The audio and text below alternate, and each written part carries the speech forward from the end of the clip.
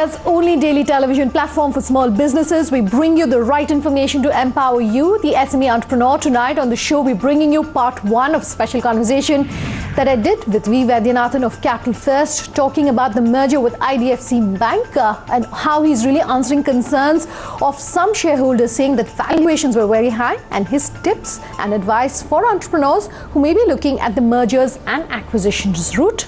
Take a listen.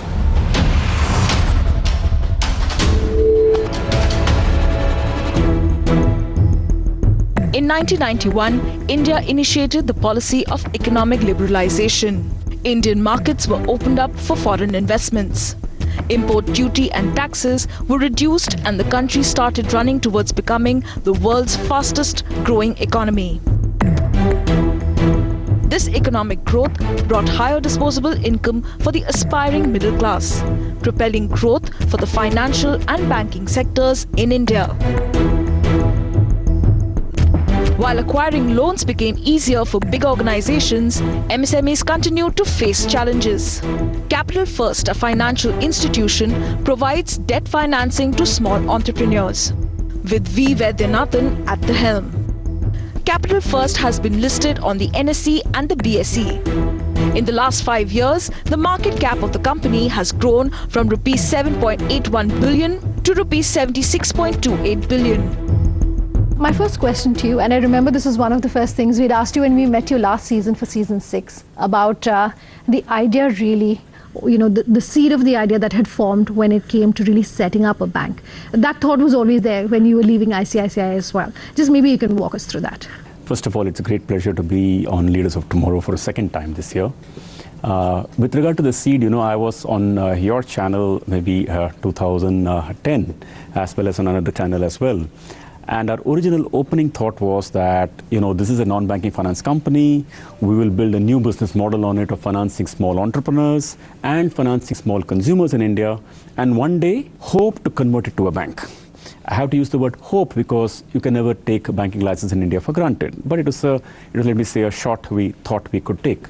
It just so happens that 8 years have gone by, the company's become very large, the company's got a unique positioning in a financing of small entrepreneur space. The loan book has crossed to 27,000 crores, or in fact touching 30,000 crores this quarter. So it just got the kind of scale to merge into a bank and then get a banking license, or let me say, get a banking platform through the process. Okay, so congratulations on the nod coming in from RBI as far as the merger is concerned with IDFC. What has it been like in the last year? It's been hectic, of course, in terms of all the approvals coming in terms of the merger happening, but maybe some of the highlights of this past year? Yes, it's been very hectic because the announcement was first made in January, and let me say 3 months leading to the announcement was also very hectic. January to now, yes, there are a number of approvals to be taken from the regulator, from RBI, from SEBI, from NSE, from BSE, from Competition Commission of India. That is one process. 2 was with regarding to understanding the two organizations along the way, got to know a number of people there and figuring out how to put the two merger together. So yes, it's been very tough, maybe 12 hours, 14 hours kind of work life, and the brain never switches off because even I wake up in the middle of the night and at 2 o'clock in the morning, I'm thinking about what next about the merger. It's all been worth it. It's all been worth it. It's getting very close. A critical vote is on September 3 from shareholders. Never to take it for granted. Okay. While you're saying it's definitely been worth it, I want to take a step back and also perhaps bring in the fact that there have been some questions raised on this merger with IDFC, particularly with regards the valuation and the price that you've really paid for it. Those kind of questions are always tough to hear, but I'm sure you'd agree that perhaps it's crucial to also hear these things from shareholders who are saying, why perhaps these valuations? I think the valuation was perhaps a fair sort of a valuation because it was put together professionally between two institutions. And I think the prevailing market prices at that point of time prevailed. I think in the end, the issue is not about so much about valuation. The issue is about what can be created together on a platform that is almost perennial in the form of a banking license. Okay. So what are you saying to those people who are saying that perhaps you've overpriced and you've sort of overpaid really for this merger with IDFC? But I think the way to look about it is that a banking platform is a perennial it's almost a perennial way of doing business, because the liabilities franchise, which is the deposits franchise that comes along with it, is very, very powerful in the long run. So we got to see that in that context, because the need is from both parties. From our point of view, the need is to get a banking platform so that we get liabilities forever and low-cost liabilities. From their point of view, the need was for getting a retailization of the loan book. And I think we should focus on what together we can put together, rather than just worry about valuation. I think valuation, the past story, it's happened about a year ago. I don't think there's any re-looking about that at all. Okay, so on one hand, of course, there's valuations. There's also been some concerns in terms of the market cap. Is there anything that you want to address through this interview? Yes. Yes, I understand. I understand that the market cap actually came down from about 8,000 crores to say about maybe down 30% since the time they announced the deal, and I'm sure you're referring to that. But again, we got to see the short run and the long run. When we look at, like I said, a banking platform, we get to do a lot more products along with this. Today, as a non-banking finance company, our main line of business is to lend. Tomorrow, liabilities, which is deposits, become a line of business. Wealth management becomes a line of business. A credit card becomes a line of business. A overdraft lines of credit becomes a line of business. So it becomes a much more comprehensive proposition with a liabilities franchise. So I always say that when we look long, a 5-year, 8-year, 10-year period, and longer from there on, a banking franchise just gives you that sense of comfort of perenniality with multiple sources of revenue.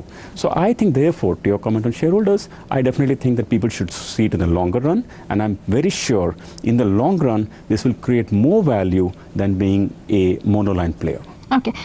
We were also talking about, the shareholders, and I want to flip that around on its head and say that, do you think it's important that listed small businesses, SMEs, MSMEs, etc., have shareholders who can ask these tough questions? Why is it crucial to have that? No, indeed. I think every shareholder has a right to ask these questions and should ask these questions, because after all, from a shareholder's point of view, even if it's a minority shareholder, it is material value or investment from that shareholder's point of view, and we should be sensitive to that. Which is why when we wrote out this annual report for this year for our shareholders, I specifically took an effort to write to them that I understand your feelings when the share prices come down after the announcement, but I assure you that this is a platform for keeps or for the longer run. So I do think that yes, shareholders have a right and should exercise those rights. Okay, let me look at the big picture when it comes to M&As now. The businesses and the entrepreneurs that we talk to have a turnover up to 500 crores. How crucial is it for small businesses to look at M&A? Would you say it's important for them, or to maybe consolidate in the first couple of years and then look at inorganic growth? There should be a specific need and specific purpose for M&A, because M&A by itself is probably meaningless, and how many M&As fail if they don't come with a specific purpose. In this case I described to you, there was a need from both organizations, and that became the basis of why we decided we have to make it happen. Then there's a question of, let me say, an issue of how to figure out the valuation, what are the timings, what are the approvals. You can figure out every issue, and you can deal with every issue that comes in front of you if the purpose is clear. So I think definitely, even from small entrepreneurs, medium entrepreneurs, large entrepreneurs wanting to merge or wanting to create M&A, the opportunities has to be clear and the intent should be clear. Okay, so if you're looking at, say, a checklist of sorts or hygiene when it comes to M&A, definitely purpose, I would assume, tops that list. But anything else that you want to give our viewers through this interview to say, here's what you should keep in mind? Well, first of all, I must say that we are going through it right now, and it's not exactly a completed deal where I can give a list of do's and not to do's. But I can safely say, apart from the 2 points we talked about, a purpose and objective and opportunity that we talked about, I think the willingness to put it together in a manner that is conducive, that is comfortable for both parties, and to sell the concept to every member of the team down the line as to why we need this and what is in it for them and what's in it for the institution in the longer run. I think to be able to sell the concept, to communicate the purpose, employees to a larger team for a greater buy-in becomes very important. That is something that I have done at this point of time to the Capital First employees in the way we write to them from time to time. We talk to a larger employee base through media where we give interviews, let me say, to a larger populace. I think that becomes very important, communication. Okay, so how did you communicate then to your most key stakeholders, if I can call it that, which is your own employees, when you were going through this process and as you're going through this process? How are you handling that? See, the truth is that when the deal was under discussion, it was entirely confidential and it was kept so. But once it was done, we had actually written up an employee communication ready. The moment we announced it to the exchanges, next second the button was pressed so that employees got to know. So this is the way we did it, because we felt that the employees should get to know at the earliest. The second thing we did was, in that very mail, we explained to employees why we're doing the transaction, saying that we are getting a banking license or banking platform through this process. It becomes more perennial, sources of income becomes more diversified, and so on, so that people get to see that it's a corporate action happening, all right, it's exciting, but also why it's happening. Time for a quick break, but don't go anywhere. We'll continue bringing you highlights of that conversation I did with Vaidyanathan, talking about that merger that they've done with IDFC Bank and what it really means for their future when it comes to synergies. Do stay tuned.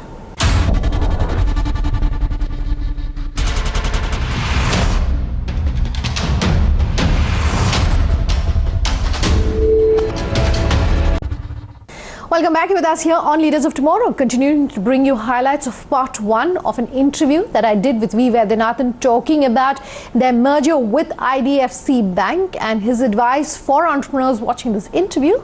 Do take a listen.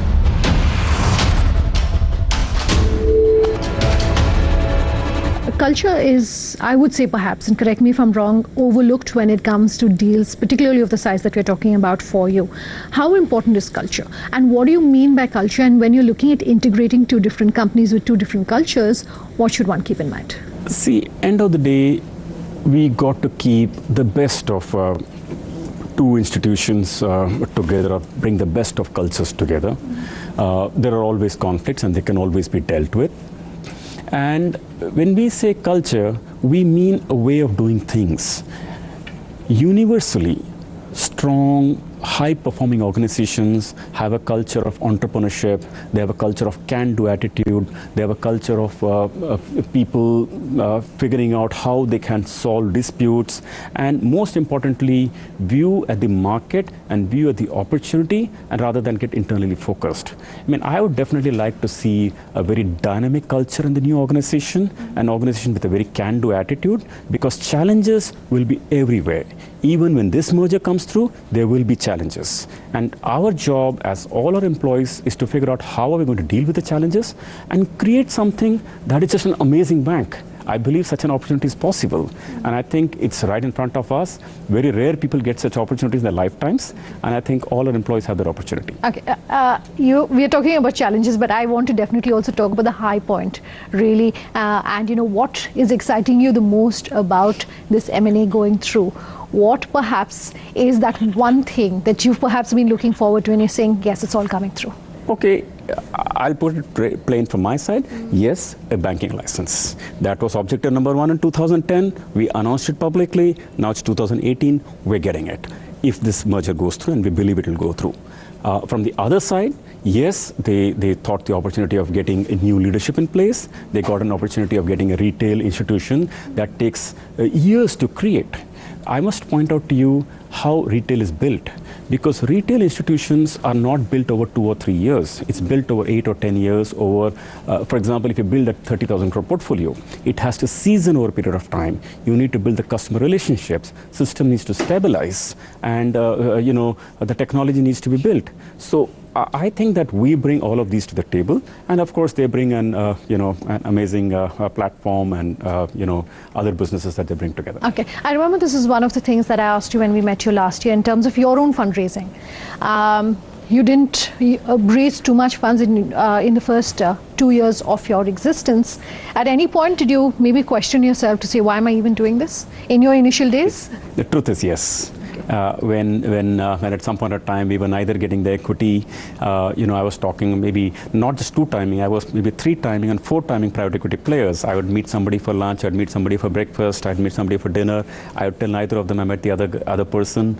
So sometimes it just became very difficult because we were just not getting equity, or getting debt in 2010, 11, 12 was very difficult because policy paralysis and interest rates going up and all that. So yeah, sometimes it felt it was getting very heavy on us. But I think the mission was very clear that someday you've got to make a large NBFC, convert it to a bank. So the mission probably kept us going. Okay, but apart from, of course, the fact that that was something that you were looking forward to, what helped you keep going in those days? Did you at any point say that, yes, it's difficult, why am I doing this, etc., but the convincing factor to say this is why I'm doing it, what was that kept you for the long run? See, first of all, there is no going back. When you left the large institution, you're out and looking for equity. You already left the job, so there's no option going back and saying, hey, I want the job back again. They don't exist. So there's no going back.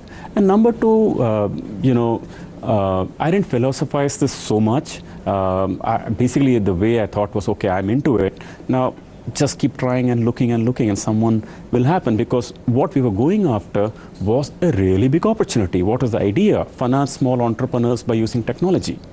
Now, that time in 2010-11, the word fintech it is not the big thing, but the concept was very much there. Okay, let's talk about the big picture when it comes to the role of the government for different industries. First and foremost, given that you're going through the M&A, I want to talk about the regulatory environment. The government is talking about ease of doing business, but India doesn't rank very high when it comes to that list. Are you happy perhaps with the overall ecosystem that you've seen for your own business and in this industry?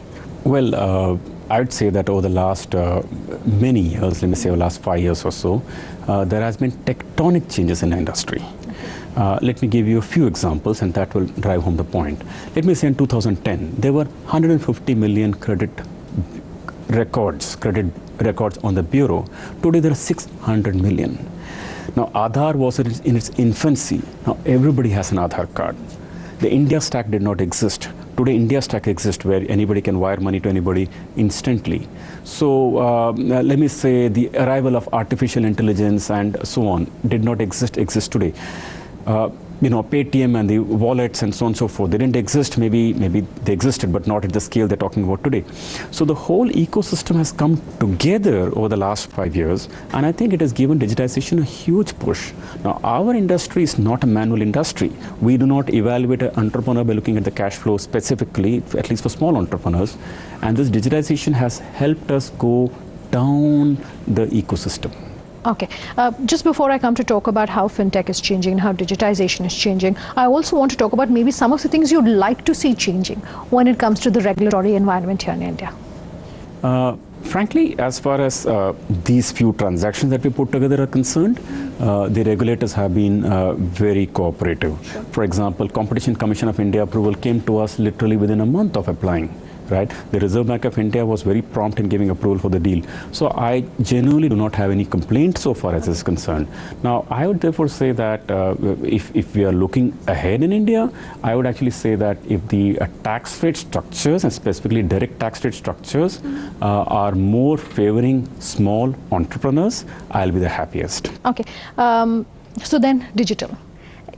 Even as you're looking at that base, and as the synergy with IDFC, of course, brings you that focus on the small borrower and the small lender, how is technology really changing? 1 or 2 examples. I mean, everyone is seeing what is happening as far as fintech is concerned. You have a lot of entrepreneurs who are innovating for this space. But as someone who's sitting there having that bird's eye view, what are the specific changes that you're seeing, that you're saying that, hey, this perhaps is what is really changing the industry? Okay, let me give you one example. If you went to buy an item on a credit card, now what do you think the shopkeeper would normally tell you? He'd say, below a ticket size of 250 rupees, I can't accept a credit card. Haven't you heard that before? So now, have you ever heard of someone using a credit card to buy a packet of chips for 5 rupees? No. With the arrival of the Bheem, the Paytms and the mobile phones, now you're able to use a transaction and buy a chips packet of 5 rupees. This is not possible before. Suppose someone wants to give a financing to someone else for 2 months, and you want to just buy a furniture for 2 months and you want to pay back after 2 months. The traditional transaction could not be viable at all. You gave long tenor loans, maybe 1 year or 2 years or 5 years. Now, a small loan for a short tenor is possible to buy a furniture. Why? Because it's fintech. Okay. The point therefore I'm making is that fintech is enabling transactions which the traditional financing could not do. Okay. But as more and more companies are entering the fintech space and the competition is becoming more intense, is becoming more crowded, for a small entrepreneur watching this interview, perhaps what you think is going to be the big game changer, or maybe 1 or 2 trends in the fintech space that you wish more companies would explore? Okay, let me talk from the entrepreneur's point of view. I think that entrepreneur's point of view, clearly the data, he was used to provide his income tax return to get income, and then he was used to waiting for many days to get a loan, for example. Mm-hmm. Now, that data point of income tax is no longer the relevant data point. Just any number of data exists in terms of mobile phone usage and your water bill payment and so on, utilities bill and so on. Number 2, you don't have to wait for days, you may get it in maybe minutes. So from an entrepreneur's point of view, life has definitely changed. Now, from a financial's point of view, I would definitely say that the number of players have dramatically increased. Earlier it was banks, then it was banks and NBFCs, then it was that is traditional NBFCs, then it's banks, traditional NBFCs, new age NBFCs. Now it is banks, traditional NBFCs, new age NBFCs, fintechs. So the ecosystem has definitely expanded a lot. Okay. I think that we should look at this not from the lender's point of view, we should look at this from the consumer's point of view, and from the consumer's point of view, I think the story has expanded a lot. Okay. Do you see India becoming a completely cashless society like what's happening in Sweden or the US? Do you want to see that? Do you think that model perhaps is right for a country like India? Is it a wish list? The answer is yes. When we see developed countries moving more and more cashless, do we want to see our nation get there? The answer is yes. Mm-hmm. Has significant progress been done in the last few years? The answer is yes. Mm-hmm. Sometimes people look at demonetization and say that, look, cash is back. So what's the point in having done demonetization? I don't see it like that. Cash as a percentage of the economy has definitely come down. So therefore, do I want to see that? The answer is yes. Okay. All right, completely out of time on part 1 of this special conversation with Vaidyanathan. If you have any feedback for us, here's how you get in touch. leadersoftomorrowtimesgroup.com is our email ID. You can also get in touch with us on social media. Sunanda_J is my Twitter handle, or reach us on LOT_ET now, which is our official Twitter handle. Our Facebook page is Leaders of Tomorrow on ET now. All right, that's our show tonight, but part 2 coming up, talking about culture and the importance of hiring right with Vaidyanathan. What should one look at? We look for people who are energetic, who are motivated, who have some contextual knowledge but don't need to be experts, but attitudinally has to be fantastic. They're in tune with the larger mission of an organization. Then I think that's the kind of people to hire. I think there's a lot, it depends on the people who are seniors and who are senior management, who are entrepreneurs.